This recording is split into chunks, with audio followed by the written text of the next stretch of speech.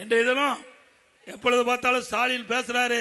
தமிழ்நாட்டில் இன்றைக்கு இந்த பகுதியெல்லாம் டெல்டா பகுதி, தண்ணி இருந்தா தான் இந்த மக்கள் வாழ முடியும். அப்படித்தானே? எல்லாம் மேட்டூர் தண்ணி தான் நம்பி இருக்கிறீங்க.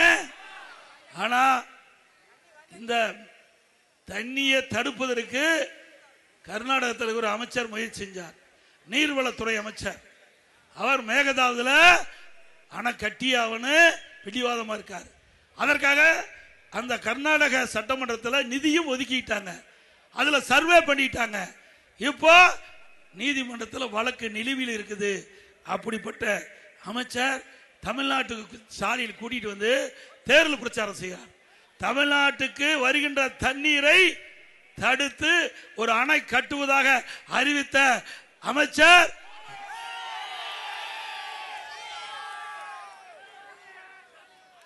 ஏங்க, இவருக்கு நீங்களாம் ஓட்டா போட போறீங்க, நாம போட மாட்டோம்.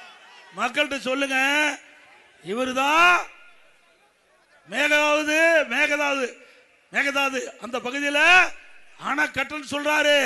அப்படிப்பட்டவரை தமிழ்நாட்டுக்கு வரவழைச்சு தேர்தல் பிரச்சாரம் நடத்திட்டு இருக்க இன்றைய முதலமைச்சர் ஸ்டாலின். இவரா விவசாயம் கவனிக்கிறவரு, இவரா விவசாயம் பாதுகாக்கக்கூடியவரு.